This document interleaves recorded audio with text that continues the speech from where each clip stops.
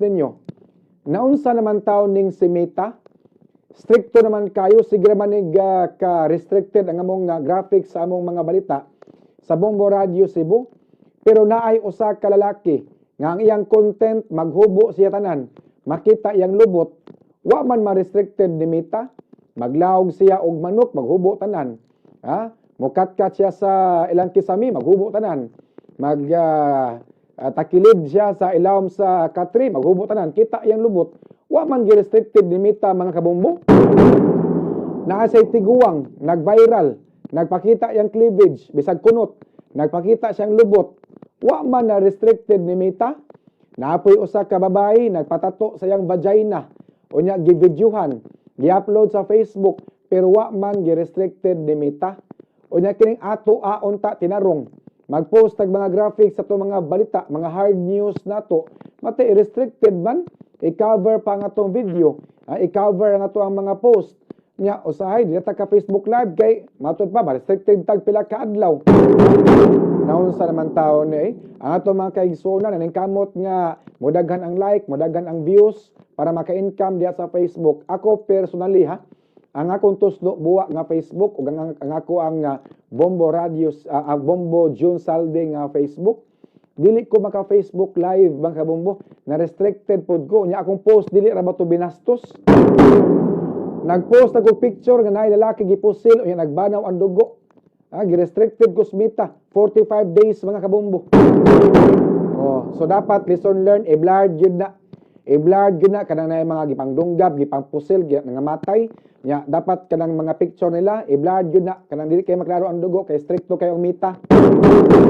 Ang uban gabi sa unsa pabaga sa naong ang buhaton. Ang uban bisa unsa lang ilang buhaton nga magpagpakauaw sa Facebook para modaghan lang ilang followers, modaghan ilang mga like o share sa laga mga video nga gipang-upload mga kabombo para ma-monetize laga Facebook page. Apan ang ending, sige ka restricted sa mita, makapadiscourage kayo mga kabombo. Looy ang kahago sa uban nga mga tao nga naghago in town og hunahuna og mga content para modaghan ang ilang followers nya paghuman i-restricted ra ni Meta mga kabombo. Ang among Bombo Radio Cebu nga Facebook page nga dunay 400,000 ka mga followers hangtod ron 4 ka buwan ang nakalabay di may maka Facebook live.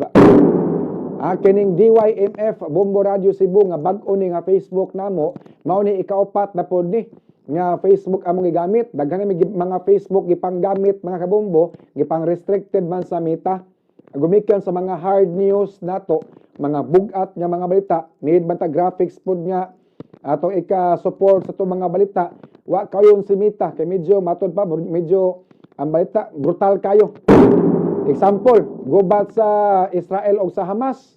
Natin mga picture sa mga bata nga nangamatay. Mga picture sa mga bata nga nasa ospital nga samad. Sus, di pang restricted tanimita mga kabombo. So, unsa may atong ipang post diay dapat kuno ka na mga kuan ka ng friendly nga to sa mga audience. Hilabi na nga na mga bata 18 anyos paubos. Gani mga 6 anyos. 7 anyos, 8 anyos, mag-Facebook naman kay tagaan mag-Facebook at cellphone sa ginikana niya. Anay mga Facebook diya, patanaw mga video, mag-YouTube, mag-TikTok, mag-Facebook. Nay mga bata nga na mga Facebook ron.